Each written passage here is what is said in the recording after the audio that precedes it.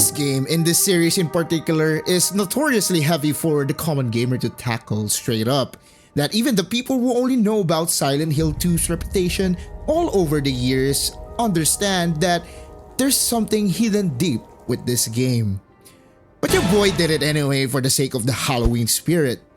This ended the horror game drought of my whole entire existence of playing video games. And I gotta say, the remake of this beloved classic is definitely worth the hype on a wider gaming standpoint, making me understand why this is heralded as one of the best in the genre bar none. But the mind-bending descent I took into Silent Hill is something I need to unpack because it's hilarious and horrifying tackling the psychological horror icon without even knowing what I was signing up for. For my first Halloween special, I've definitely been scarred. Safe to say, I'll be sticking to something lighter next time, like, well, Little Nightmare, so stick around for the next Halloween. In hindsight, Silent Hill 2 wasn't exactly the festive Halloween horror I had in mind, but with the remake just out, it seemed like the obvious choice. Plus, my other option was BioShock, which, yeah, has its creepy moments too. I went in thinking, foggy town, some creepy vibes, how bad can it be? No research, no prep, just me and my vague knowledge of the series wandering in blind. It's funny that the visual of me staying at home instead of celebrating the once-a-year spookathons of varying kinds while being slowly cooked for what's in store for me in this horrible little town in nowhere America was the game plan for this year, and something about it felt magnetic. Like James himself, I was drawn to the town for reasons I couldn't explain. Was it the fact that I finally had a proper motivation to play a horror game? Or was it because, as I journeyed with James Sunderland, I felt my courage growing, pushing me out of my comfort zone? Or is it because I was slowly enthralled by the story that gradually twisted my nerves tighter, forcing me to stomach shock after shock until the bitter end? So, how was the game for someone that's coming in who's so used to playing his comfort games in his comfort genres then? It was the most stress and anxiety I've felt a long while, and I was hooked. Just like how I'll be hooking you for a quick like of the video now, as it'll be great to find more people that can laugh at me or with me during this retelling of my story with James Sunderland. I do take the media I consume seriously because it's a way for me to fully immerse myself in the things that are not just within the game, but for the outside factors as well, as I love to take deep dives in and uncovering the details about a video game after I'm long done with it. I'm so used to the AAA-isms of game titles of the past and present by now that the flow I usually go to when playing single-player games isn't inherently challenged. Until now. My knowledge of the genre was hit with a curveball as the game started with the iconic modernification of James's mirror scene, but since I only saw it by video without any notion of the sound by that point, I was floored when the initial score swelled for us for the first time. Am I saying the name correctly?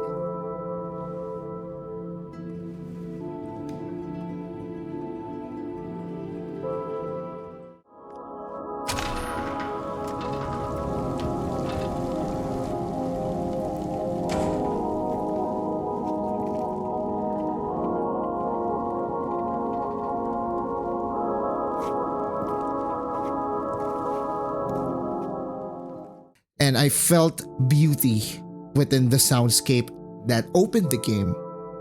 My initial expectations of just the usual exposition dump without much reveal to the score yet went right out the window, and I was actually affected by the game positively for the first time. Well, can't put a finger on it even until now when I'm all done with the game. But something about that dreamlike sequence hitting you whenever you're in that desolate town makes me feel a type of comfort that I shouldn't trust. But hey, it's comfort nonetheless. which, come to think of it, Sure, is take the what you worst can type carry. of it, if you ask me. Can I just throw myself here? Can I just throw myself in the trash? Ugh! Alongside the story, a lot of people praise the soundtrack a lot. And it's a strong point for me, which made tons of things memorable from the initial walk to town up to the last moments of the story. Then, I was hit with the sound design. Okay. Walking down this very suspicious hill that's silent.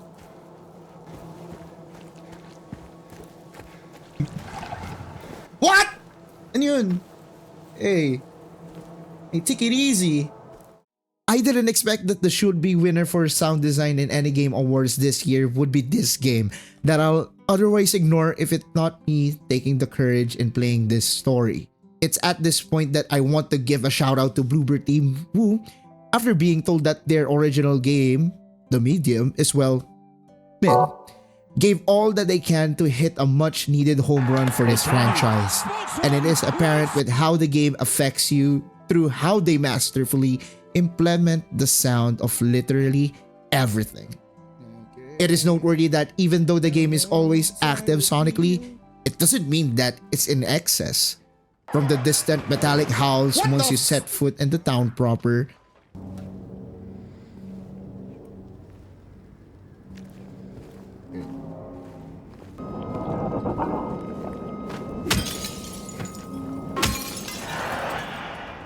to the otherworldly horrors that travel to your ears. The game is definitely a marvel to hear and look at, since you'll be doing it a lot if you're not used to this type of game. Didn't expect that.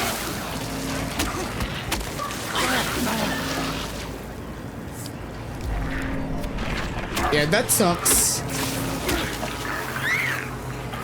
I know I'm always on my feet, trying to be alert while keeping my anxiety low, while this game's audio design is manipulating it extraordinarily well. I could only imagine the main point of concern was for the OGs of this game, which is the camera.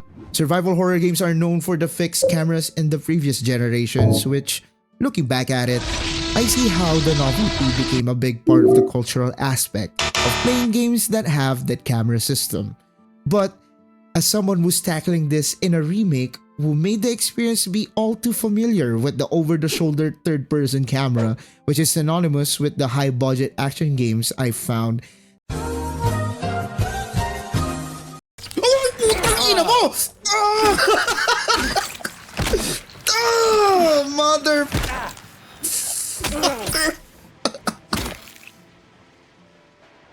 that the comparison is irrelevant, as I wouldn't imagine playing a horror game that's not presented in a much more up-close and personal method, and with the remake, it shined through being the pilot of our lost protagonist.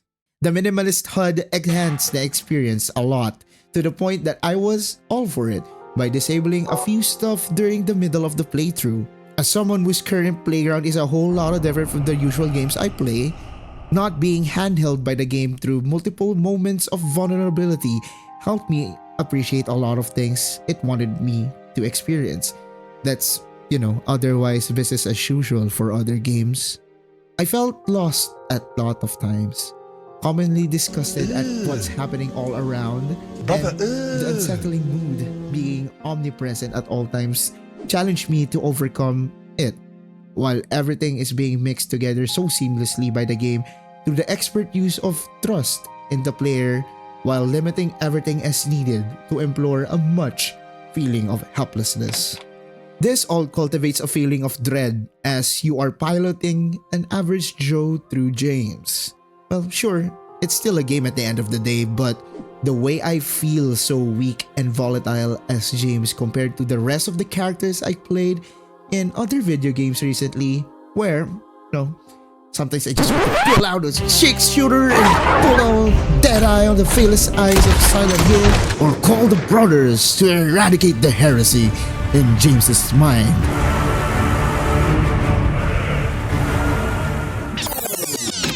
But alas, He's just a guy who's crazy enough to go to desolation so willingly.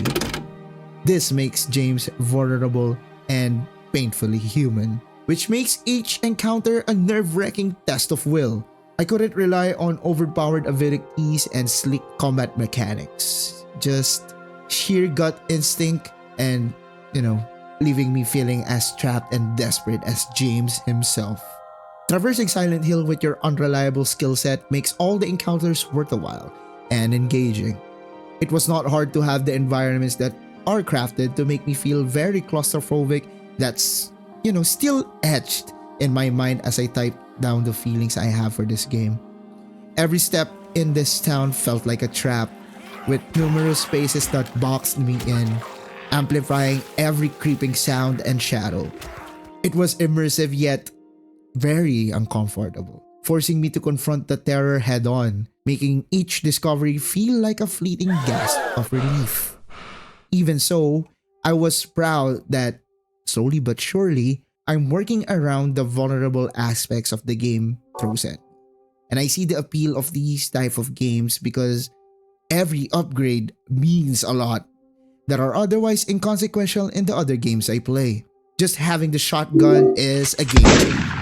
Pulling up to find multiple health potions is so rewarding after being left out in the dark for the longest time. Not knowing when the next ambush will make you reload the most recent save. And the fact that I didn't think the game was purposefully lacking me of stuff is a profound moment of discovery for me personally, where I have agreed in saying less is more. The level of satisfaction I felt was something else with this game, where I found myself adapting in the game's systems well for the most part.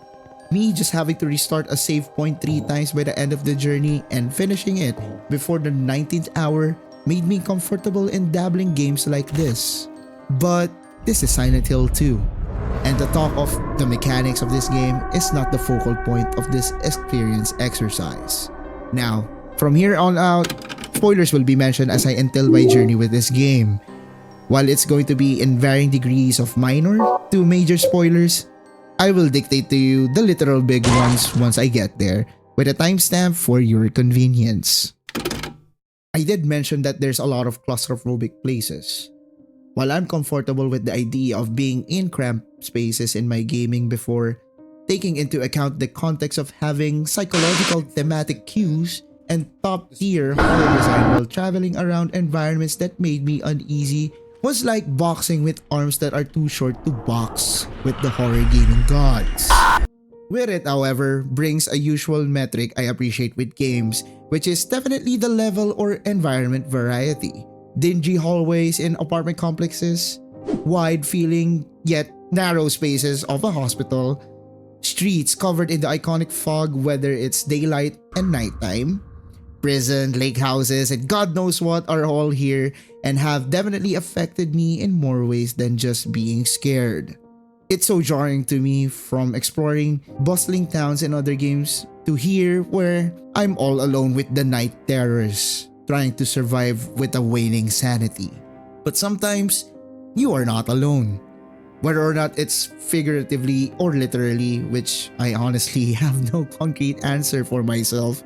Well, you do meet a couple of deranged characters that scream, "Do not trust this person." Yet I find comfort knowing that at least in these few instances, there is a human figure present.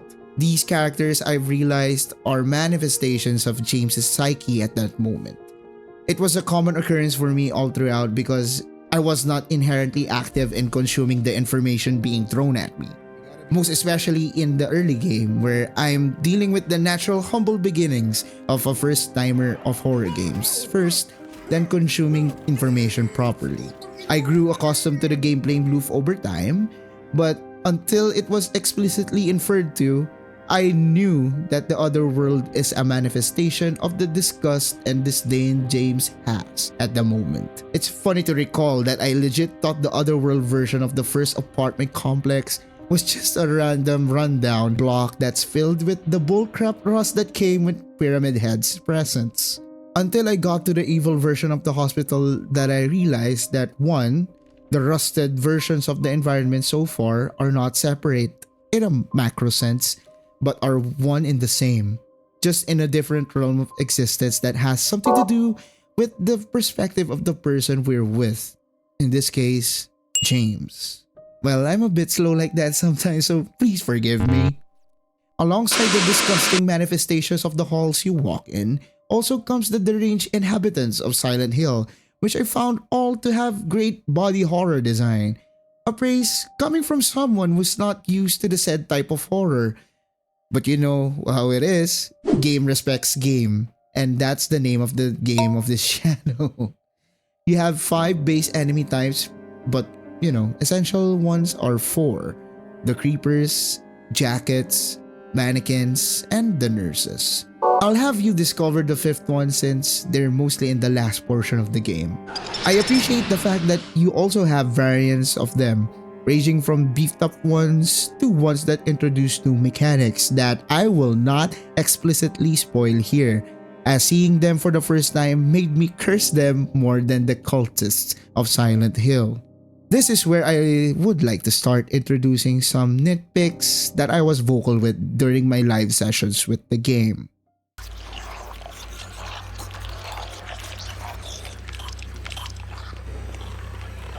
Ay, naglalag siya? Taas ping mo?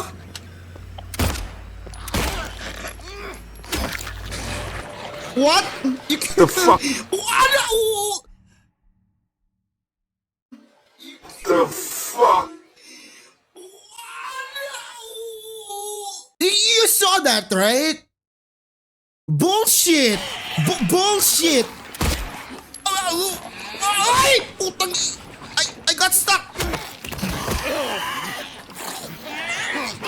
Combat is another contention to deal with across the board from the hardcore fans of this game, and let me tell you that there's a fair comparison between the jank combat of the first to this reduced version of a third-person combat system made for the modern gamer. While I do think that I'm biased to the latter, it's moments like this that ruin the game for me. This has happened to me a couple of times to varying degrees. When this happens, it feels more jarring than the filth-oozing environments I go through. I hoarded a lot of resources, as you can see. I never had the chance to feel like I'm losing important consumables once I got past the mid-game.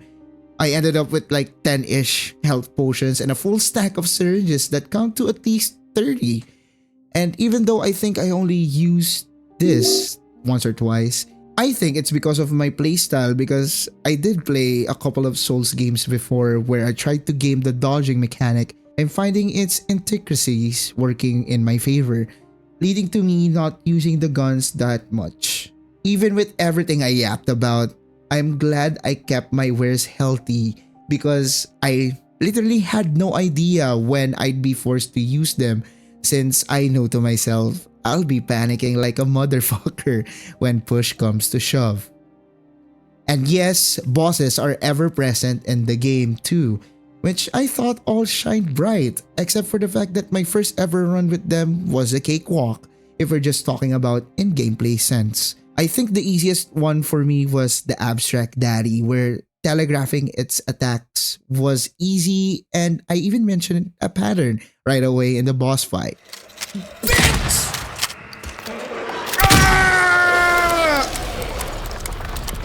Don't scream, motherfucker! I'm the only one allowed to scream! Yeah! Yeah, I'm gonna kill you, you fucking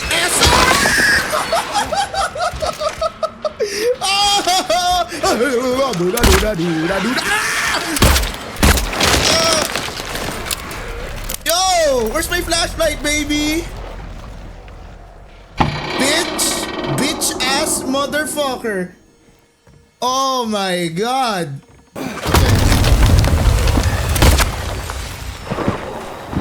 Hello!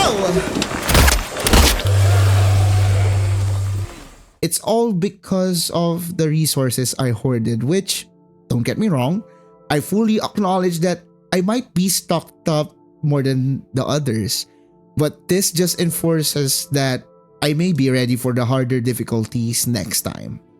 Aside from the manifestation of Angela's trauma, the other boss fights are well made. and I have seen tons of praise for the remake's take of each one.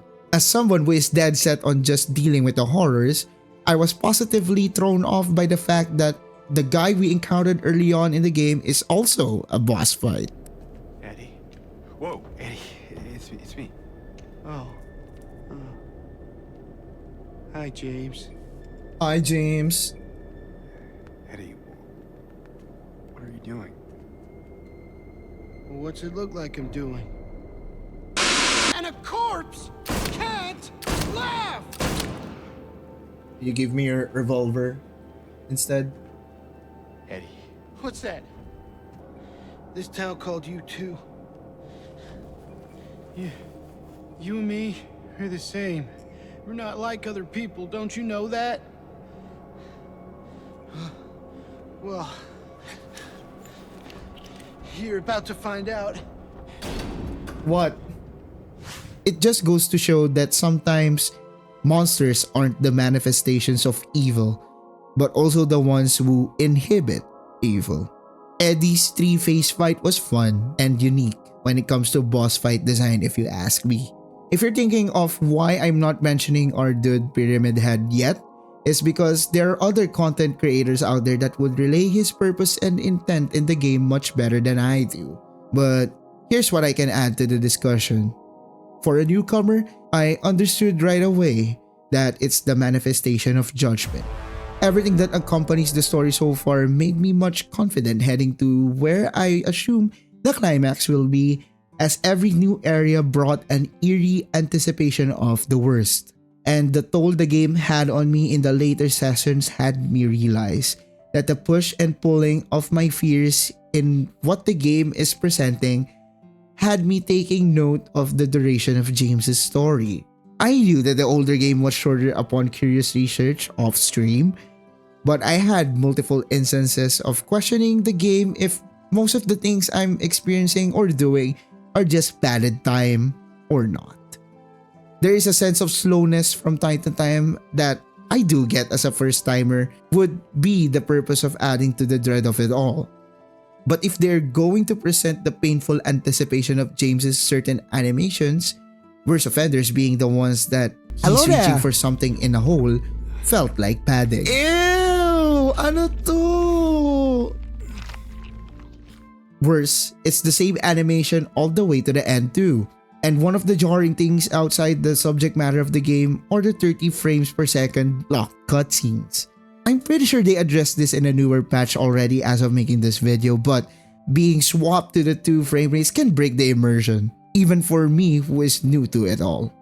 Indeed, no game is perfect, and I'm in the point where I can be a bit objective with the game since the thoughts I have for each are probably coming from a genuine place, which was entailed in my entire documentation of my first run for this game. But if we were to name something that's perfect alongside the atmosphere of this game, it's the story bombshell on the latter part of the game. Well, as if the game wasn't tough on the mental side of things, just for the horror aspects and the nature of survival horror games is enough, the game threw me the biggest bone that broke my psyche.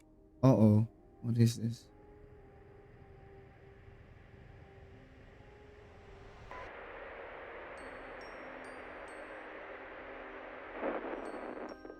Whoa! Are you Wait. taping again? Come on. Ba't magkamukha sila ni Maria?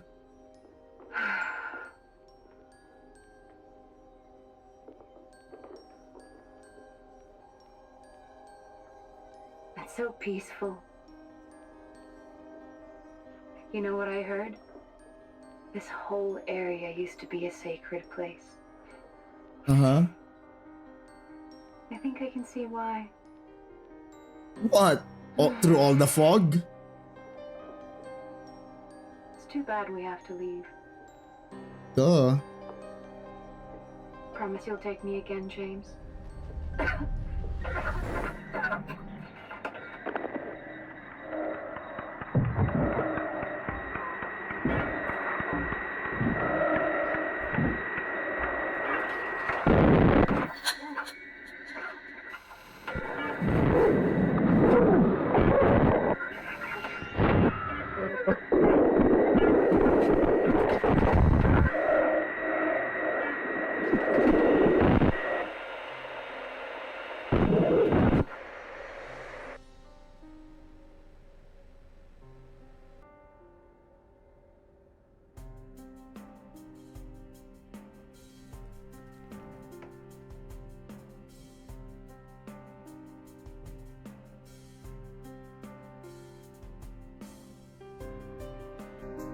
This was tough.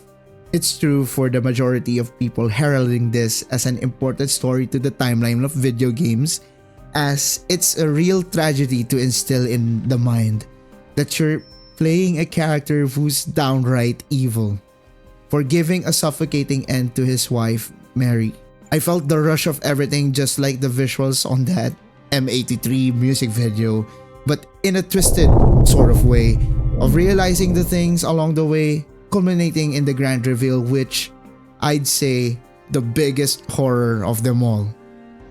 Being aloof on everything so far may be a skill issue, but the way I just felt genuinely horrified with that reveal shows how one twist makes every idea, theme, concept, and principles wrap around it with intense disgust and shock. I exclusively play as a good guy in video games, and I can never have the notion to stray away from it in any game possible. But knowing that I am the puppeteer of a shit-faced puppet made my skin crawl.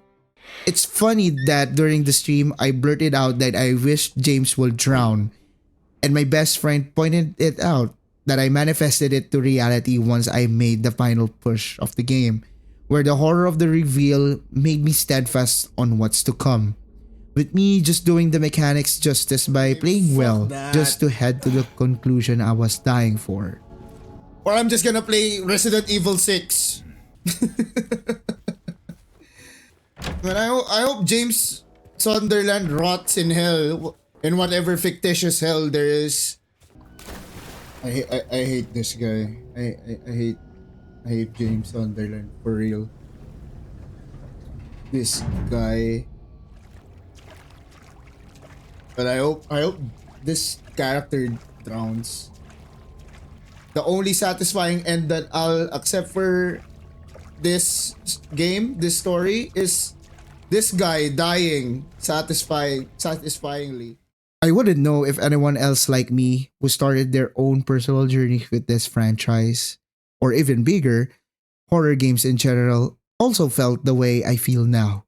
But this had me thinking on a lot of important things in our life.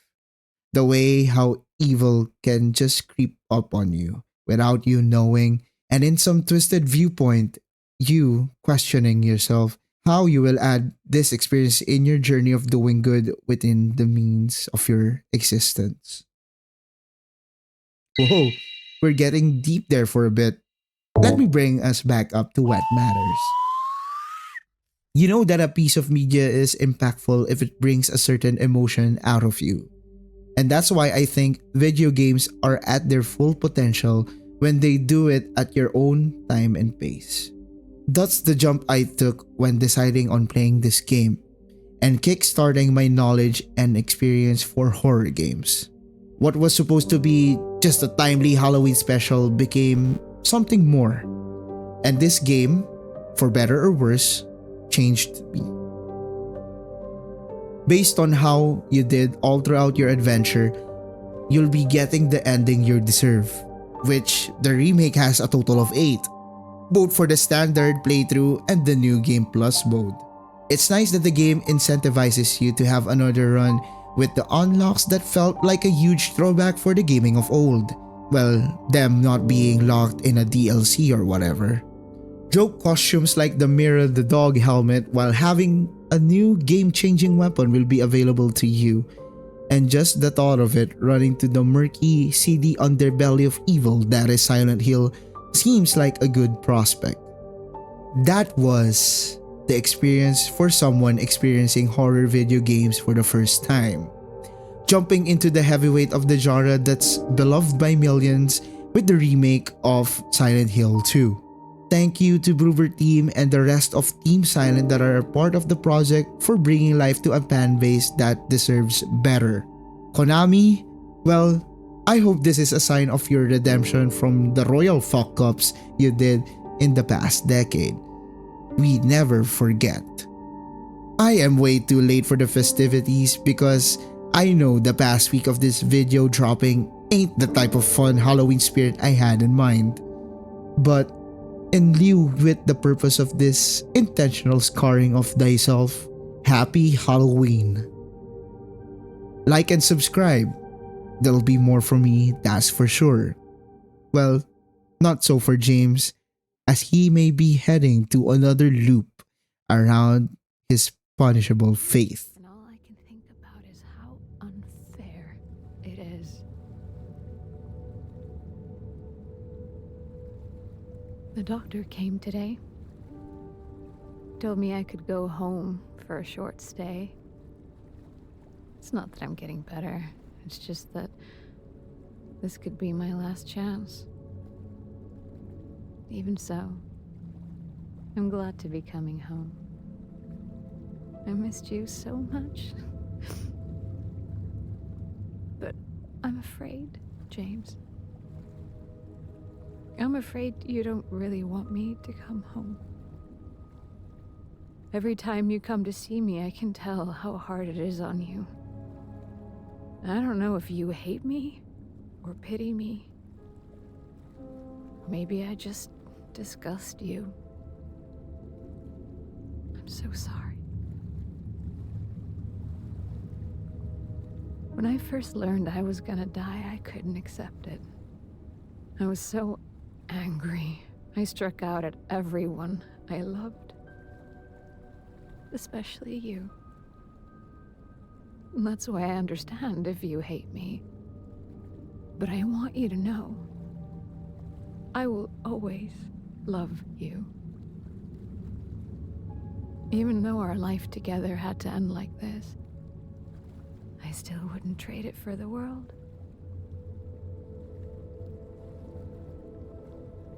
Well, this letter has gone on too long, so I'll say goodbye. I told the nurse to give this to you after I'm gone. Which means that as you're reading this, I'm already dead. But that's okay. I'm not afraid of it anymore. I just hope the pain will end soon. So that you remember me for who I was. And not what the disease made me. I want you to go on. I want you to live. For yourself. And for others. Like you did for me. James. You made me happy.